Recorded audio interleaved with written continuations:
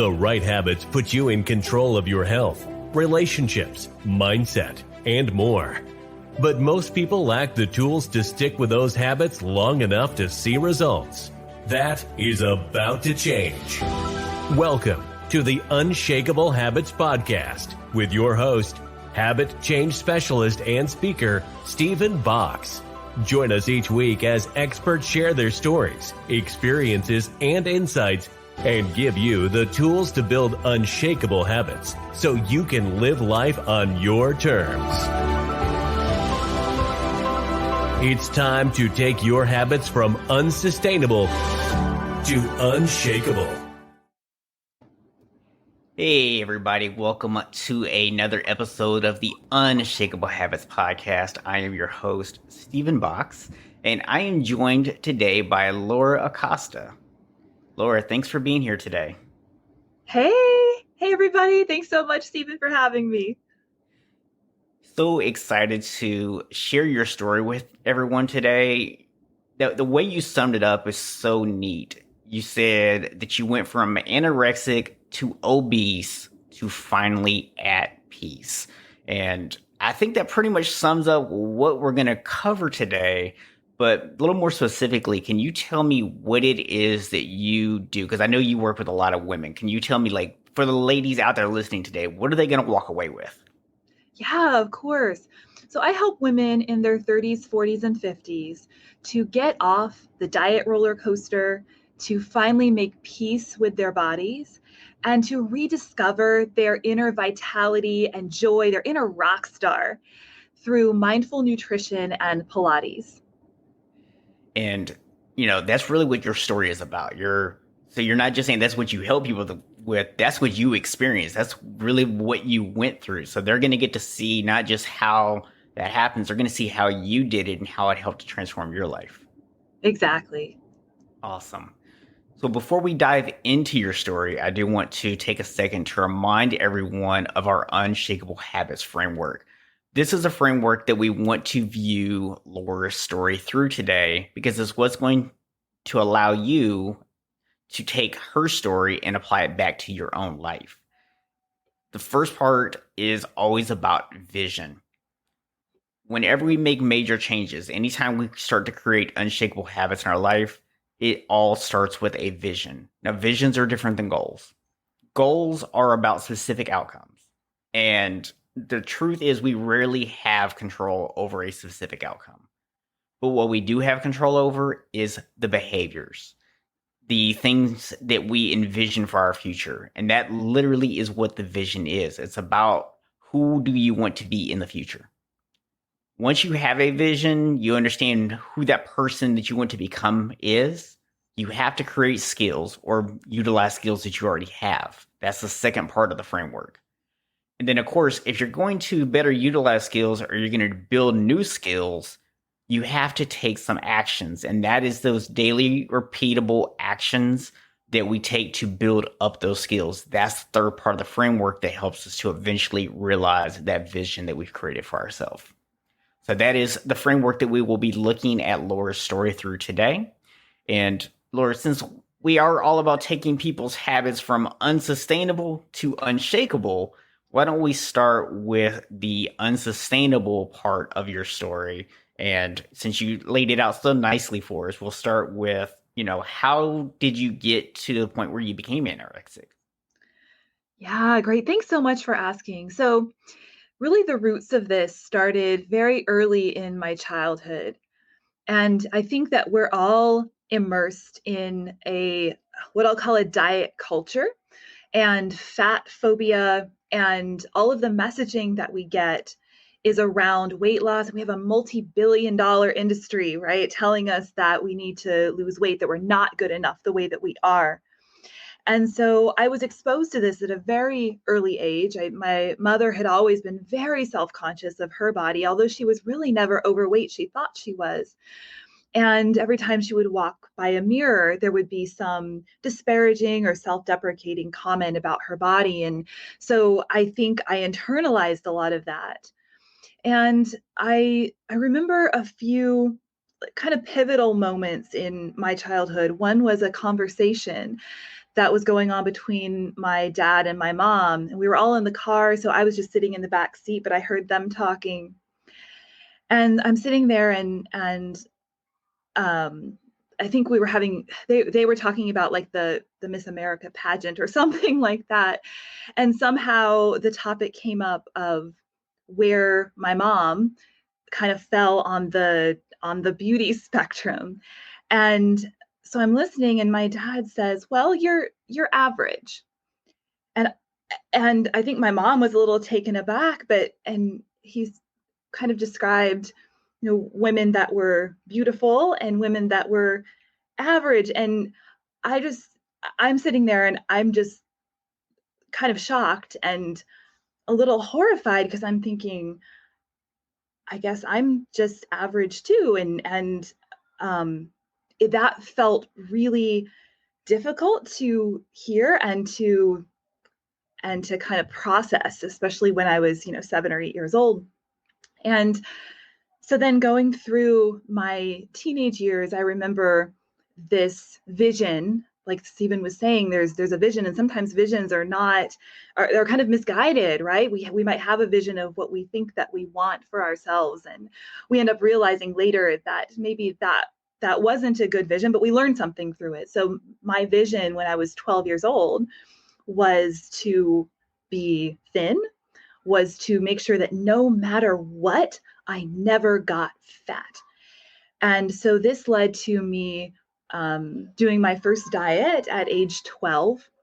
When you're going through puberty, there are changes, and a lot of times you grow, out before you grow up. And so I started to notice some of those changes in my body, and was just terrified by what I was experiencing and seeing these changes. And so that's when I decided, this is never going to happen to me. I will not be fat. And so I'm going to diet. And I remember that the first day, I, at that point, was kind of packing my own lunches. And so I brought 2 strawberries and a Diet Pepsi for lunch. And I thought that that was going to be the beginning of my new life, my new diet. And I remember getting home that day and being so hungry that I went to the pantry and I ate probably a whole bag of chips or a whole box of crackers, or something that was really overindulgent, because it was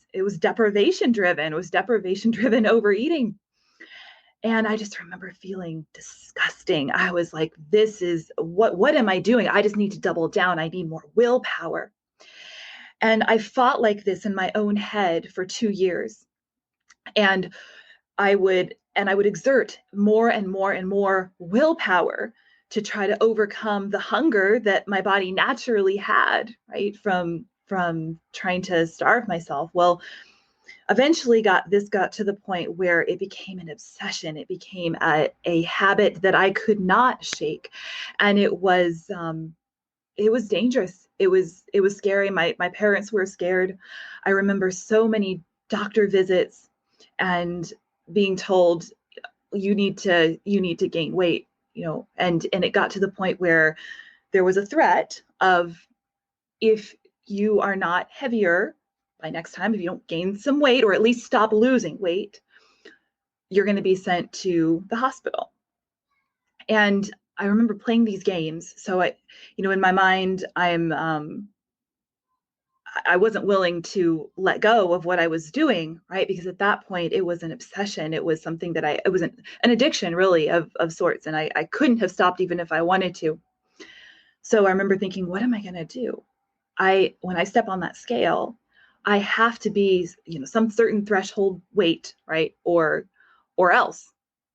And I remember hiding little like hand weights that were kind of discreet. I wore really baggy clothing, slipped those underneath in places so that nobody would see them, but that they would add extra weight to the scale. I drank like a gallon of water before I went, and I looked for the heaviest jewelry that I could find. And so I'm going to like my little jewelry box and I pick out the biggest, like chunkiest necklace that I'm thinking is going to add some weight.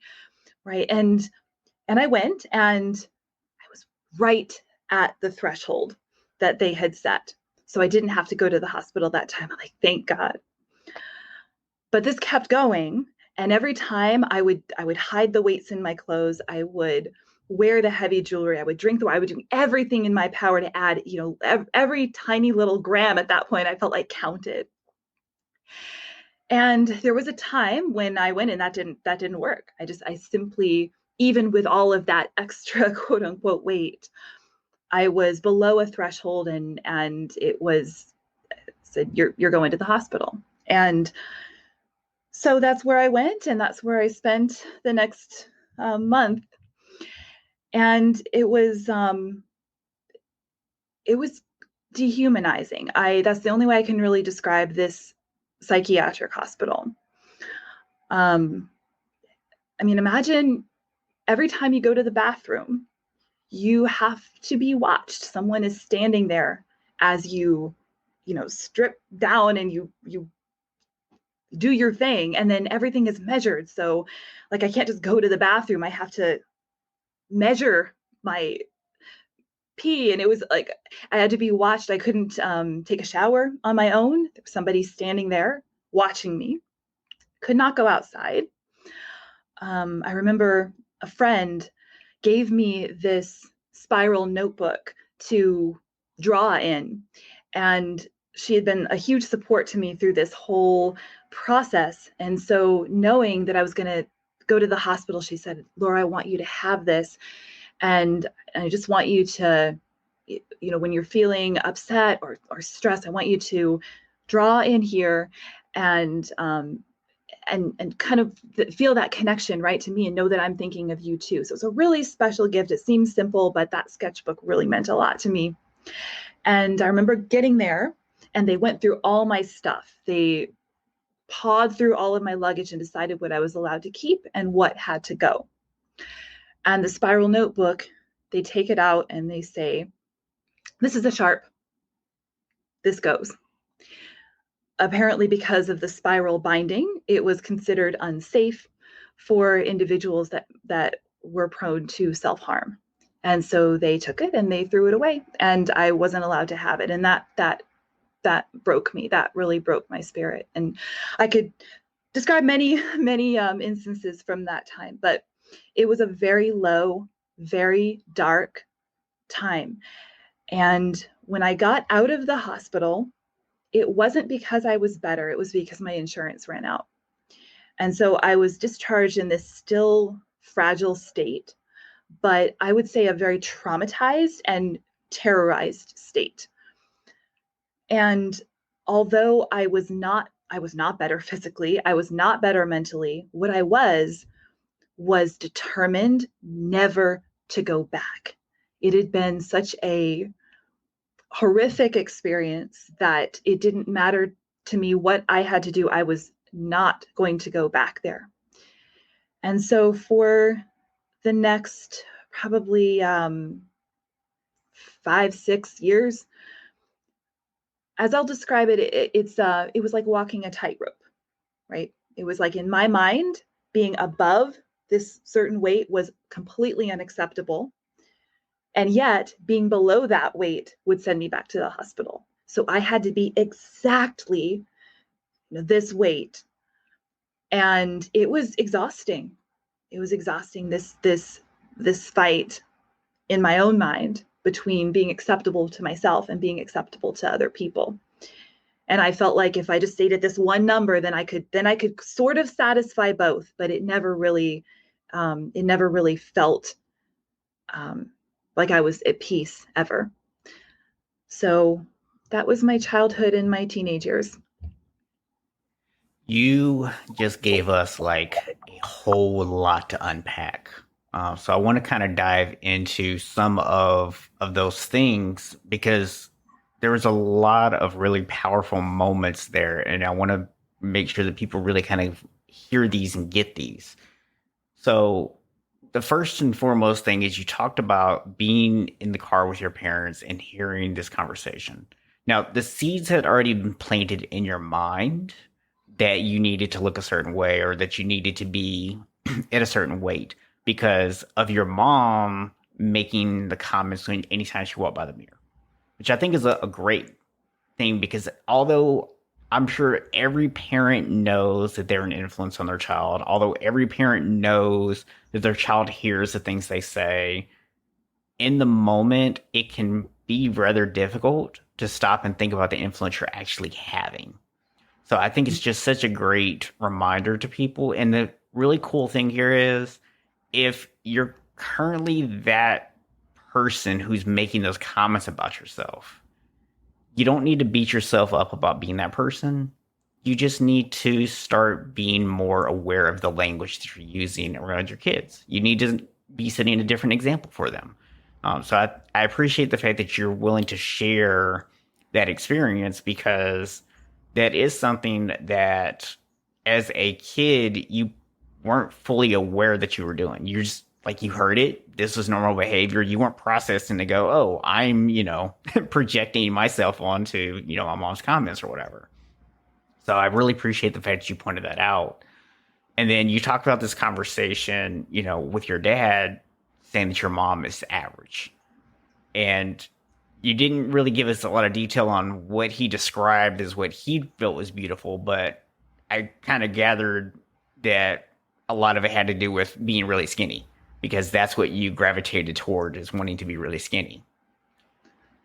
Yeah, I think that was part of it. It's kind of, a whole package, but I just remember in that moment feeling so inadequate and feeling like that was inevitable. That there was nothing that I felt that if I kept kind of going down the natural trajectory of things, that's how I was going to end up inevitably. And so I felt like I needed to do something drastic to stop that trajectory. Yeah. And you did something drastic, but it wasn't the healthiest thing for you. Right. And I think that's another powerful message because so often, like you just said, you help, women to accept their bodies. You help them to get off that diet roller coaster. And a big part of that is acknowledging that diet roller coaster is not healthy.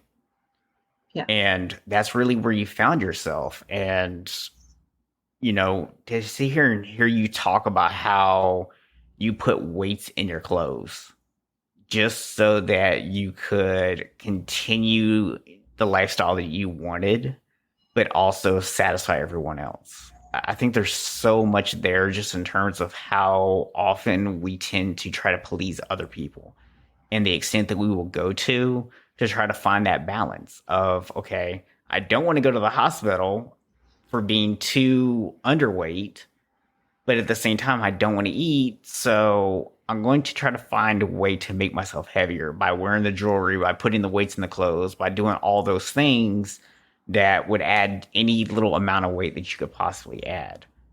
So I just, there's so much there in terms of, I'm hoping that people will take the time here and listening to your story and reflect upon the things that they're doing, that the thoughts that they've had, the ideas that were planted in their heads, maybe even early on, and starting to realize that some of those things that they've maybe carried as truths their whole life are just stories and they don't have to be real, that you can let go of them. And, for anyone who's like at this point, like, I'm so down right now because this story is so sad right now.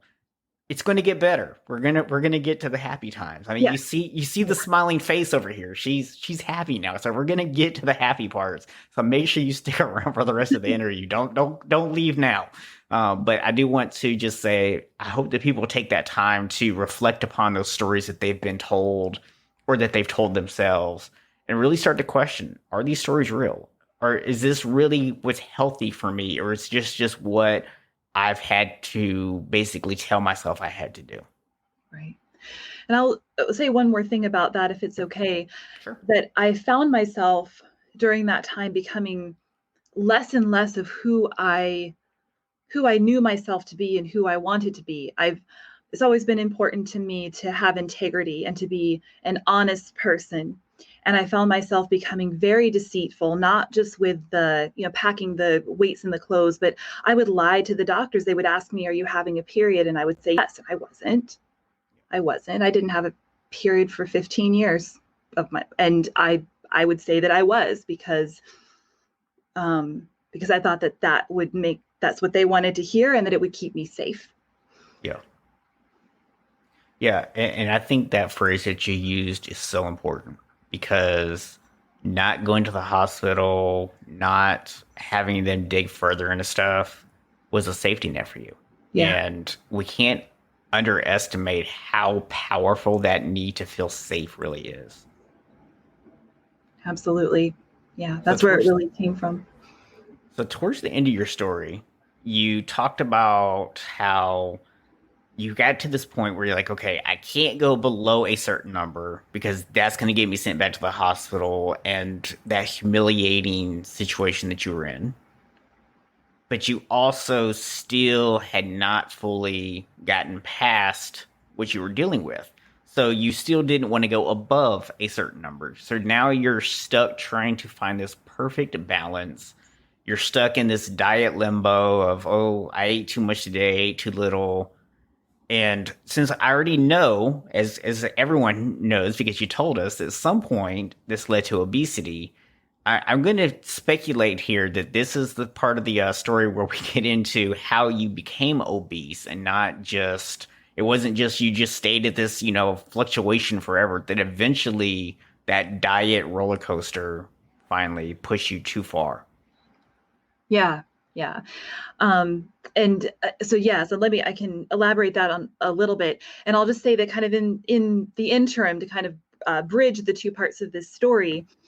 I ended up leaving home as like basically as soon as I turned 18. The day I was 18, I was like, I'm out of here because I felt really at that point it felt suffocating with all of the doctor's appointments and the therapist visits and things. And I know that my parents just wanted to make sure I was okay and they wanted to keep me safe, but I felt like I just wanted to run away. And so I moved as far away as I could get and kind of started my life as an independent single person, didn't know a soul in town.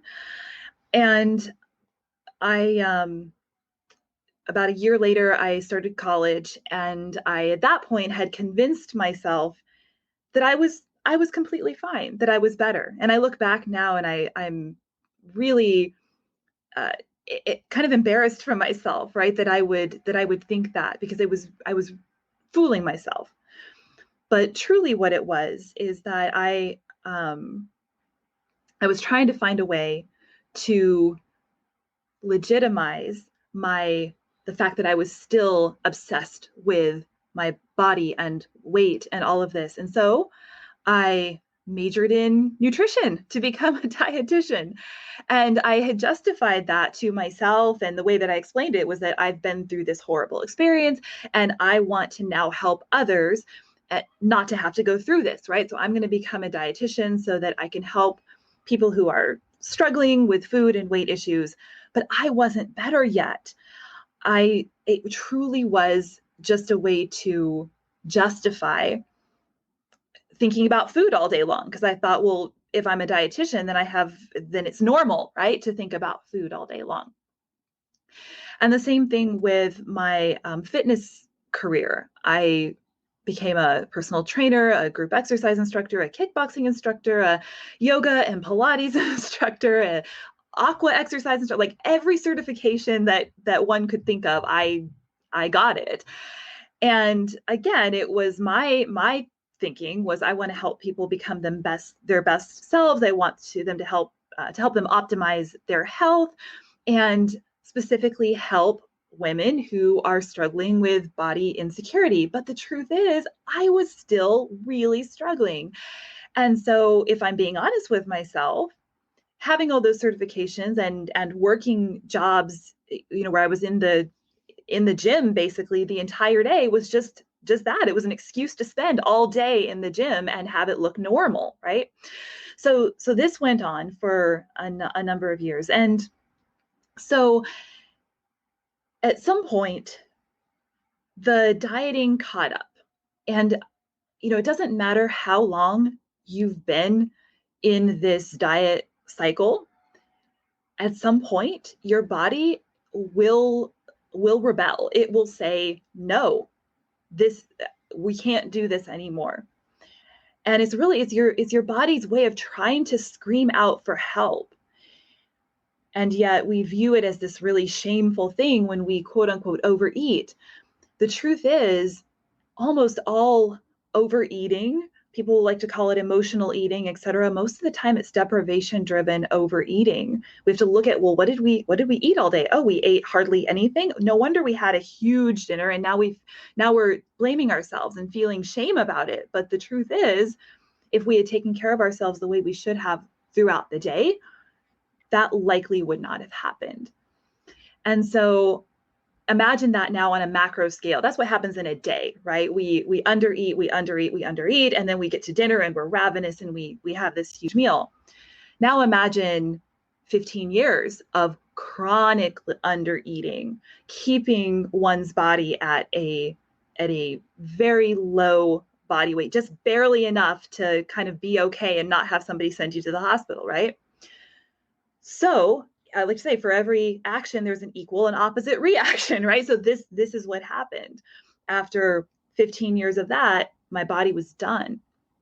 And so I started trying to tell myself, okay, I can eat a little bit more. I was sort of ready to try and quote unquote recover as well. But when I started eating a little bit more, I couldn't stop. And again, it was this 15 years of deprivation that my body was trying to compensate for in some way. And so over about the course of a year, I gained about 80 pounds.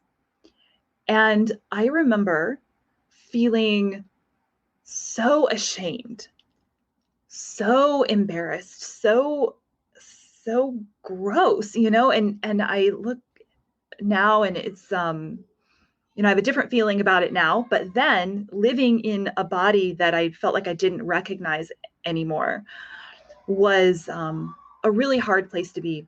And I remember going out one time to the grocery store and running into someone that I knew from the past that hadn't seen me in a while.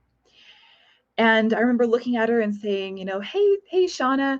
And she looked at me. I first saw the look of unrecognition, like, who are you? And then I saw the look of recognition immediately followed by utter confusion. And then I saw the eyes go down and up. And I just wanted to crawl out of my own skin. It was, who are you? Oh, you're Laura. What happened? And she didn't say that, but I could see that. Her eyes, her face told me that. And that was one incident. There were many like that. People that I hadn't seen for a while and having to go through that every time. So I stopped going out. I really became quite a recluse. I didn't want to be seen. I didn't feel safe being seen. And so that was also a really dark time, and there's some irony, I suppose, in the fact that started by me deciding that, okay, I'm going to cautiously try to get out of this diet place. I don't want to be anorexic anymore. I want to be normal.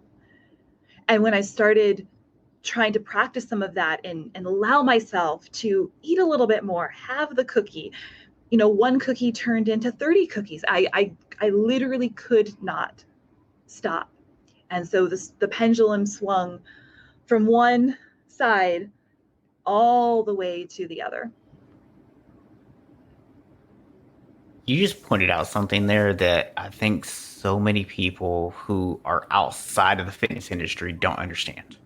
Because, well, fitness/health industry. And that is that when we have we'll call it a compulsive behavior, because that's really, when you talk about overeating or undereating, that's really kind of what it becomes. It's something like you've described several times, that you just feel that you have absolutely zero control over.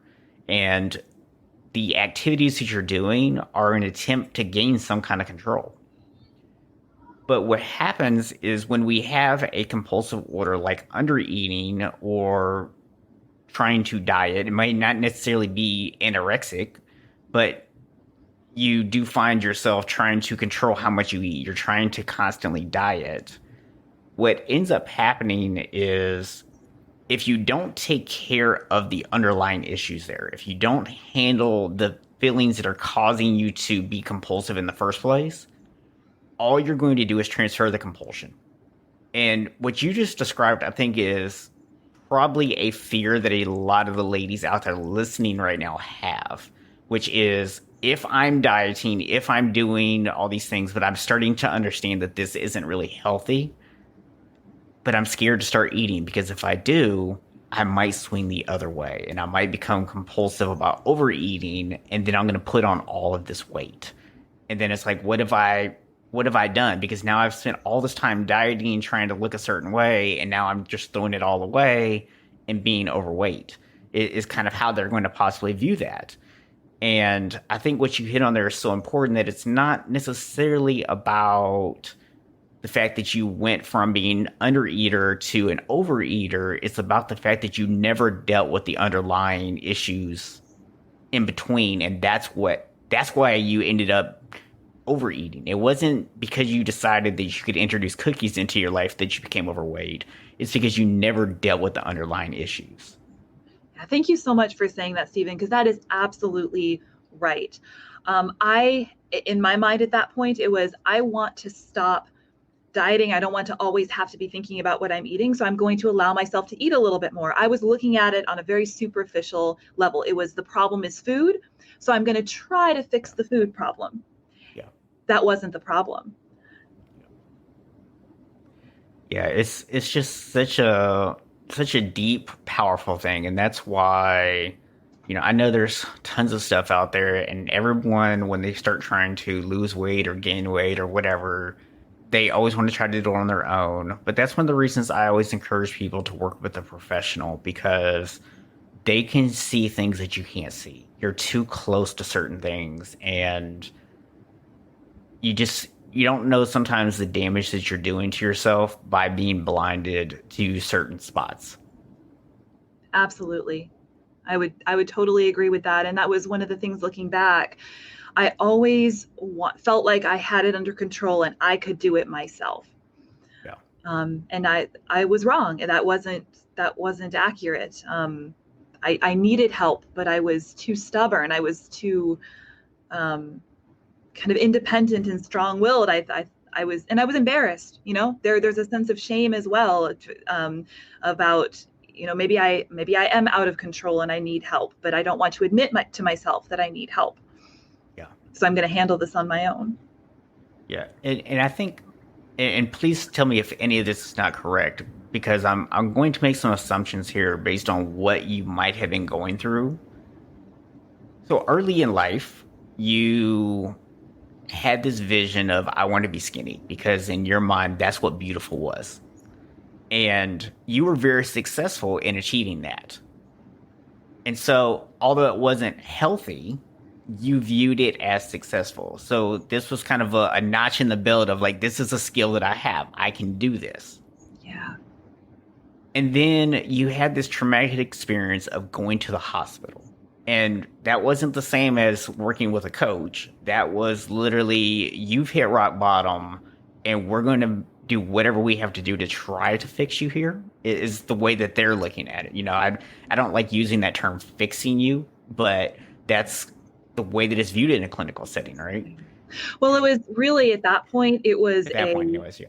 Extreme intervention to save my life, essentially. Yeah. It was, it wasn't really, I don't think, about trying to fix the psychological issues. It was like, if we're going to force feed you and you're going to come out of here heavier than when you came in, so that at least you're alive, and then you can deal with the mental stuff later. Yeah. So moving into adulthood, you become certified as a dietitian, you get all these certifications. Excuse me. And I know for me personally, this happened. So this may be what your situation was too. When you find yourself a little overweight, so you're not really heavy at this point, because I had the opposite approach of I lost 80 pounds, then became certified, but I actually became certified after I lost about 60 pounds. So I still had about 20 pounds to lose after getting my certification. And for me, there was a bit of shame in being a little bit overweight because, oh, well, I know all this stuff now. I have these certifications. There's an expectation in my field that I look a certain way. And so, did you find yourself kind of in a similar situation where when you first started putting on the weight, the logic was because you had success in the past with keeping the weight off of, hey, I know how to get skinny. I know how to do these things. And now you even have all this extra knowledge and education that's piled on top of it. And so in the beginning, you maybe didn't see that it was becoming a problem because you felt like, oh, I can easily fix that if I need to. Yeah, I think that's fair to say for sure at the beginning, because I had all of the certifications and the knowledge and the credentials when I was still in a very emaciated state. And so when the weight started coming on, at first, you're right, it was kind of easy to almost deny that it was kind of like, okay, this is I can kind of hide this under my clothes or whatever. And I did kind of feel like, all right, well, you know what? That's it. Tomorrow I start another diet. I was finding myself reverting back, right, to those habits from my early teen years, saying, I've done this once before. I can do this again. And but what really disturbed me was that I would try, and this time I could not. I didn't have the, as they say, quote unquote, willpower, right, to overcome. My body was screaming out for help, and it had gotten a little foot in the door, and it wasn't going to be shut out again. It was gonna, make its Yeah. way. Um, so yes, and then as the weight kept coming on more and more and more, I felt more of that hypocrisy of, I'm supposed to look this way. There's a certain expectation as a trainer, and yet, all of my clients are literally watching me blow up like a balloon. How how do I how do I be okay with myself? How do I even Yeah. justify that I actually am a trainer? It was this very um, very disturbing kind of mental battle inside. There, and most people didn't say anything, but there were a couple, clients would say, you're putting on some weight. And it's like, that's the worst possible thing anybody could say. It's not like I didn't know that. And that's one Right. thing, not to get off track, but don't comment on people's weights. It's not like they haven't noticed. They live in their bodies every day. Yeah. So, Yeah, and I will even say that that works in both directions. I had a friend a few months ago posted on Facebook. She actually had the gastric bypass, mm, and this was years ago that she had it, and she's since put some of the weight back on.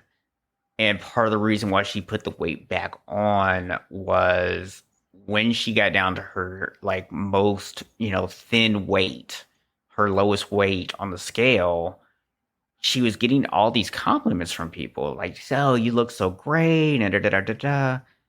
And she said that it made her feel as though when she was heavier that she had no value because no one ever gave her these compliments until she got super skinny.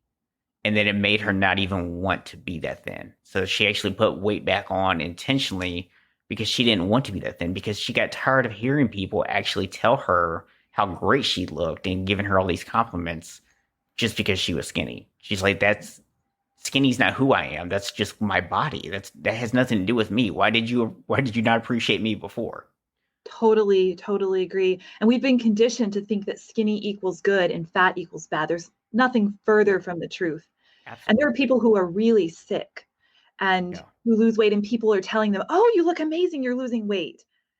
I mean, how awful for somebody that is going through cancer treatment or, something else where they're not even losing weight on purpose. Yeah. And to be told, oh, you look great. What an insult. So yes, Yeah. don't comment on people's weight, please. Yes. Just let it go. Let it go. Yeah. Yeah. And said if you want to comment on someone's weight, the way I personally try to do it with clients or the way I suggest people do it is don't comment on the weight itself. Like talk to the person, and if they're telling you that they've made certain behavior changes, comment on the behavior change. Somebody says, "Oh yeah, I've been working out a lot." Oh, that's really awesome that you're, staying consistent with your workouts. Like that's the kind of thing that you comment on, not the actual weight, because at the end of the day, our weight is not who we are. The way our body looks is not who we are as people. But when we make a conscious decision to do certain activities like exercise on a regular basis, those are the kind of things that are okay to compliment people on, because those are decisions that that person's made to do. So it's okay to compliment on that, but yeah, just avoid talking about their weight. Yeah. Yes, and we did get sidetracked there, but that's okay because that's a really important message that people need to hear. So, kind of wrapping your story up here. So, it was anorexic to obese to finally at peace. So, talk to me about, you're now obese. You said 80 pounds that you put on. Where did that vision come from that finally led to you being at peace? Mm, that's such a good question. And so for me, there were a few pivotal moments. One of them was while all this was going on, I had two kids, two boys, and I remember one time that they were about probably 2 and 5, maybe, the young kids, and we were playing. They were playing I Spy, right? So you go, I spy with my little eye something red, right? And the kid says, oh, it's that blanket or whatever. So it's a fun little game to pass the time. And so you'll describe what you're seeing. So I was looking around for something to choose, and I saw this pretty chandelier on the ceiling, and I said, I spy with my little eye something pretty. And within a second, no hesitation, they go, Mommy. And I just remember being so touched and realizing that my kids, they were not saying that to try to make me feel good. That was the first thing that came to their minds when I said something pretty. And wow, I mean, what a beautiful and humbling experience. Kids don't just say that stuff, right? And so I said, to them, I am beautiful. And that's what matters, right? I'm a mom. And so being able to start to take this identity, right? My identity had been so locked into, I'm a dietitian, a fitness trainer, the girl who's really thin and fit. And so I had an identity crisis during that time with the weight gain, because it was like, I don't know who I am anymore. The things I thought I was, the skinny, fit, thin fitness trainer image is gone. So who am I? And it was a really tough identity crisis time. But with my kids and with moments like I just described, I started replacing that old identity with a new identity that was far more meaningful and fulfilling and described who I was as a person, not just what I looked like. So my identity was, I'm a mom. I am I'm someone who cares and who encourages. I'm someone who serves. I'm someone who likes to make other people's day, right? And to do those little things that are going to bring a smile to someone's face. That's who I am. That has nothing to do with my weight or what I look like. And the more that I leaned into that identity, the more that the other stuff started to not matter as much. It was not a light switch. It was not something that shifted overnight, but it was a process of leaning in and really embracing the identity of who I was as a person that had nothing to do with what I looked like. Another pivotal moment was I was at a continuing education conference for dietitians. We have to get like 75 hours every 5 years to maintain our status. And I remember hearing a speaker who spoke about nutrition, weight, the whole profession of dietetics in a way I had never heard before. And the way that she described our health and our weight, she presented research that extremely compelling to really show that weight, BMI, all of these measures of quote unquote health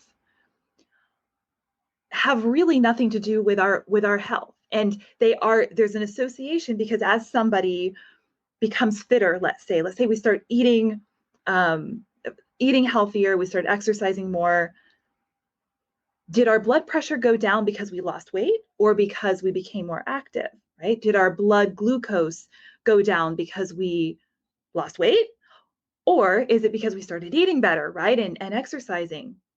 And when all of that data is really kind of extracted and looked at through that lens, we realize that it wasn't the weight, it was these other habits. And someone can be at a perfectly normal weight and be very unhealthy. So that was a really impactful moment as well, because as a dietitian, we're taught that weight's really important. Going through school, that's something that is ingrained, that somebody with obesity needs to lose weight. And so looking at it through this different lens was like, weight is not nearly as important of a metric of health as we're made to believe that it is. So with that, I will say that another thing that she was speaking about, this speaker, was about this style of eating, which is intuitive, where we want to get back to how we were if we think back to our earliest memories of eating, maybe we're 2, 3, 4 years old, and we're not thinking about eating for any other reason than that we're hungry. And kids are I watch my kids, they're mommy, I'm starving. Okay, I give them food. They stop when they're full. The plate might not be clean. That's okay. They're full. And so being able to reconnect with that, and she provided a tool that I'll share because this might be helpful to some of the listeners out there, called the hunger scale. And you, at any point in time, you can take a moment to assess where are you feeling on this scale, where it goes from 1 to 10. So 5 is in the middle. 5 is neither hungry nor full. It's neutral, right? As you start to move down toward in the hunger direction, so the numbers are getting lower, a number 4 would be just like that gentle, knock, knock, knock, like, hey, you're a little hungry. Maybe in a couple hours, you might need a meal, right? And if you're in tune with your body, you can hear that, and you can recognize that, like, okay, all right, I guess I'll maybe wrap up here in the next half hour and go get some lunch, right? A 3 would be, good and hungry. We're not starving. Our mental capacities are not impaired because we're so hungry, right? But we're just a nice kind of good and hungry, a good time to eat. And then as we go down to a 2, it's where our thoughts start to be distracted by food.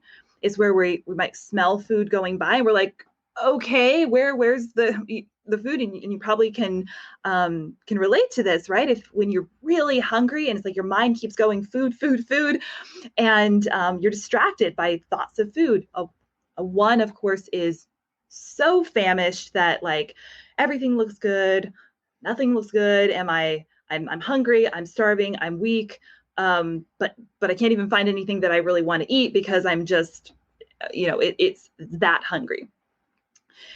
Going up in the other direction has kind of a parallel sequence. So being able to recognize where you are and allowing yourself, when you get to that 3, go ahead and eat, and then being able to recognize when do I get to about a 7 or so, right? Where I'm good and full. I'm not stuffed. I'm not having to unbuckle my belt because I'm so uncomfortable, right? I'm just very satisfied. And so being able to kind of eat between those 2 numbers. So putting some of that into practice too with intuitive eating really helped me. And I will say that going from obesity back to where I am now, and I did lose a good amount of weight, but it felt completely different. It was not a diet. And none of that weight loss was actually intentional. It was just me getting back into finally learning after all of these years, because I started my first diet, like I said, when I was 12. So, that would be over 2 decades of chronic dieting, and then the overeating for a period, but finally learning, when am I hungry? When am I full? And I can trust myself. I can trust my body. That's a huge, huge piece. We're taught that our bodies are untrustworthy, right? We should listen to our mind when it's, we should look at the clock to determine when to eat. And we should look at portion sizes and calories to determine how much to eat. Your body's not trustworthy. That couldn't be further from the truth. Our bodies are completely trustworthy if we are in tune with them, and we allow them to talk to us, right? Instead of shutting that little voice down inside that's telling you that you're hungry or that you're full. So all of the weight loss that happened between being obese and where I am now was not a diet at all. It was intuitive eating, and the weight just fell off. And so, yeah, that's where I am now. I will tell you, I love what you just said, because I also teach intuitive eating. I also teach people the hunger scale as myself. They're such powerful tools, because what you hit on there is something that we so often miss. Most of our issues around weight and around eating, whether it's under eating, overeating, being underweight, being overweight, it all comes back to this idea that we have food rules that we put into our brain. It's, I have to eat a certain time. I have to eat a certain number of meals a day. I have to eat a certain number of calories. And when we have all of those rules, we are setting ourselves up to get into that situation. I know there's probably somebody out there right now that goes, well, but I count my calories. I'm good. And you know what? For some people, it works. So I'm not completely knocking and saying that nobody can do it. But I will say that in my experience of having, been doing this for over a decade myself, and having gone through the experience myself, is that unless you are an elite level athlete who gets paid to have your body be in a certain physical condition, you probably don't need the food rules. You can get by just by listening to your body. Yeah. And it's a much more freeing experience to be free of food rules is amazing. I mean, you start to realize a quality of life that you didn't have before, and you didn't even know you were missing it.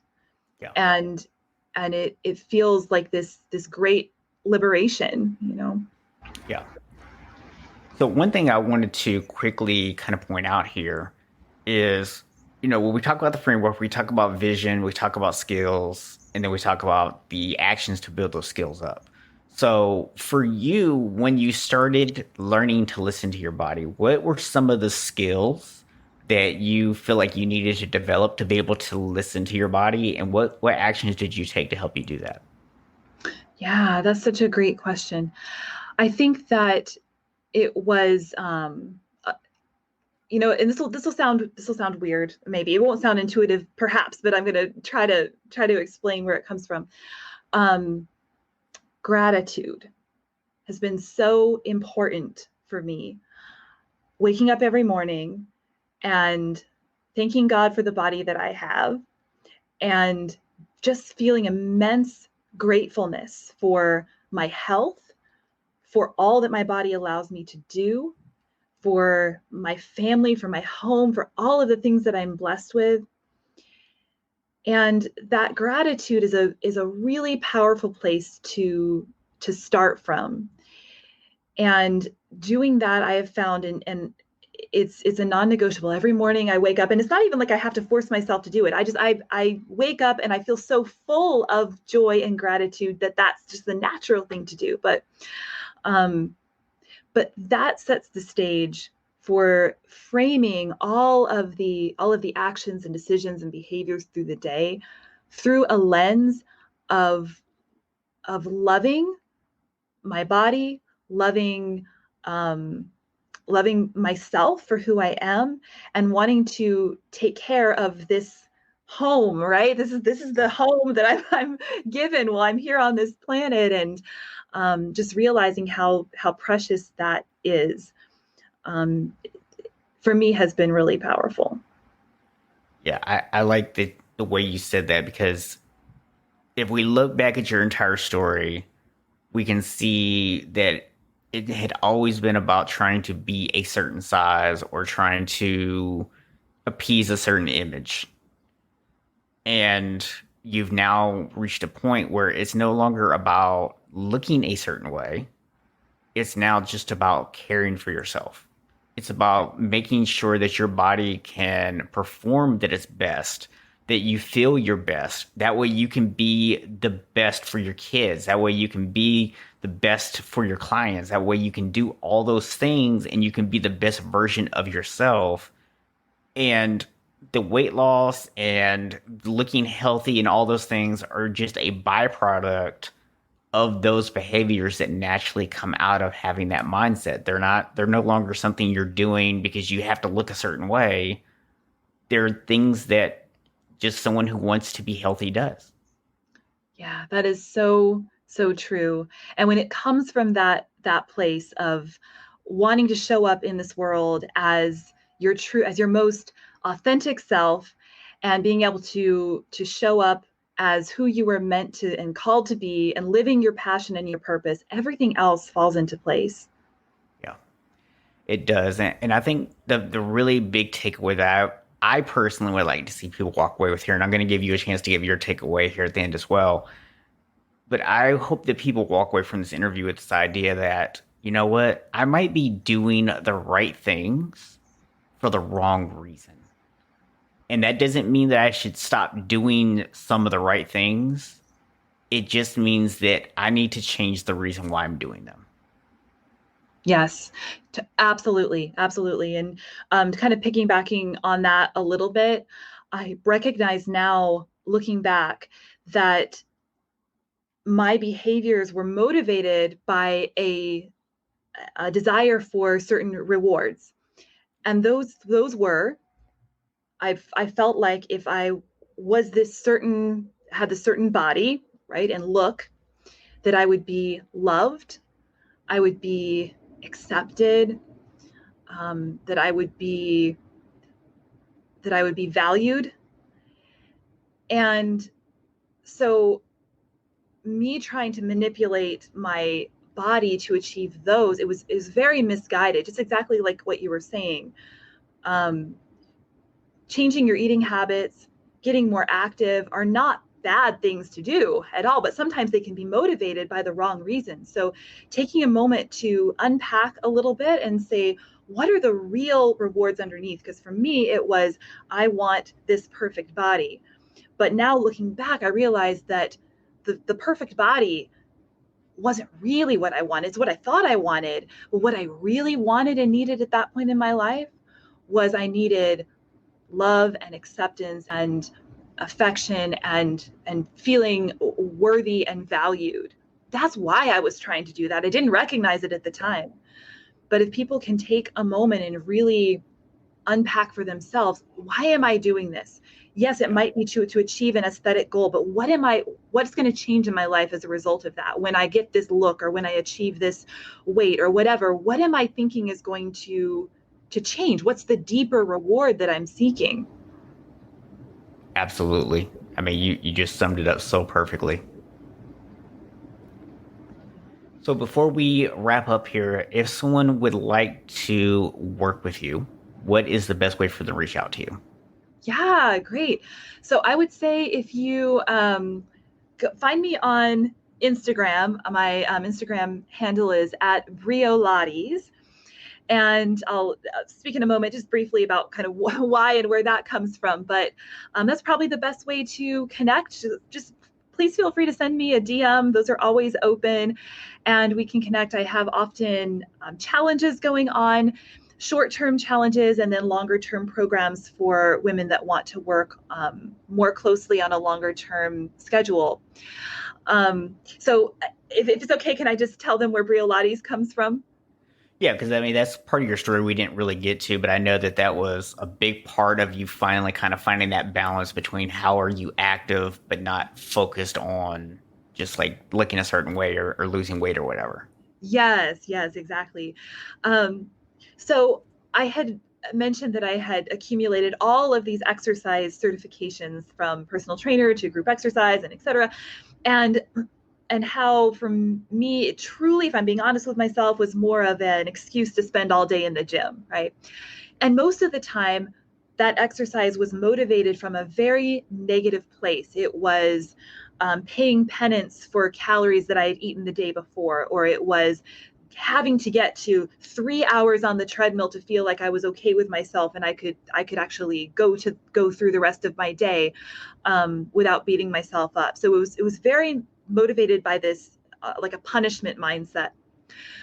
But there was one type of exercise that when I did it, I didn't feel that way. It was the strangest thing. It was just, it was almost like this bit of escapism where for that time, I was not confined and chained by this inner battle in my head. And that was Pilates. And it was this beautiful integration of mind, body, and spirit. And it was not woo woo. We're talking about something that builds crazy core strength and truly moves the needle in terms of health and aesthetics, but without that inner turmoil of needing to feel like I'm doing it to look a certain way or to burn calories or whatever. So it was a very freeing experience as well. So when I started to come out of all of this and learn the intuitive eating and find a new identity and who I really was and my real purpose and passion and reason why I'm on this planet, right? And trying to live that out. And thinking about what's the best way that I can help other women. And certainly in addition to all of the mindful and intuitive eating tools that I can teach and work with women on, Pilates was a really important part of my journey as well.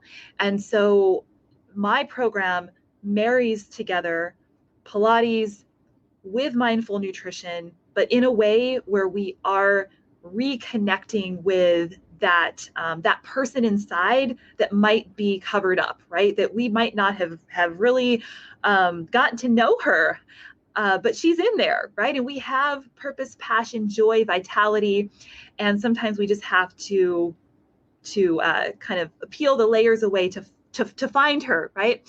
And so the word brio means energy, vitality, and joy. So Briolates is Pilates, but it's not just Pilates. It's Pilates that's also married with this mindset of being able to rediscover that inner rock star because she's in there. That's really excuse me. That's really awesome, and I just excuse me. Also, my throat's all clogged up here. I love the fact that you're just able to pull out that one thing and say, you know what, this was the one thing that made me feel good, and I want to share that with other people. So, closing thought: if someone's walking away from this with just one single thing? I know that might be hard for everything that we've gone through today. Well, what would be that one final 30-second thing that you would want somebody to walk away with? You're beautiful. You're here for a reason. You're on this planet to fulfill a purpose. And a lot of times that gets clouded. We live in a diet culture where there's a multi-billion-dollar industry trying to tell us that we are not enough how we are. And then it just makes me so sad to think about the number of people who are not out there living their passion every day because they're afraid of being in their own skin. They feel like they're not enough, and they have to fix themselves first before they are acceptable to the world. And that it makes me angry, it makes me sad. We need to change the narrative.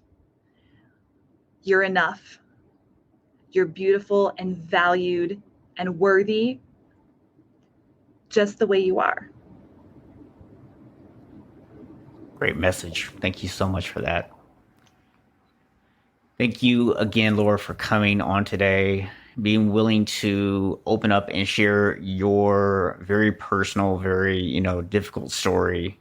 And I know that people are going to get a lot of value out of hearing it. So thank you again so much for coming on and sharing that and sharing your expertise and your knowledge with us today. Thank you so much, Stephen. It's been a pleasure. So happy to be here. And I do just want to remind everyone that we will be having another episode next Tuesday, so make sure that you tune back in. You can find us on YouTube at unshakablehabits.com/YouTube or anywhere on your favorite podcast apps. Thanks for listening to the Unshakable Habits Podcast. If you enjoyed this episode and you'd like to help support the podcast, please share it with others, post about it on social media, or leave a rating and review. To catch all the latest, please subscribe at unshakablehabits.com/YouTube or on your favorite podcast app. You can learn more about Unshakable Habits at unshakablehabits.com. Until next week, be unshakable, my friends.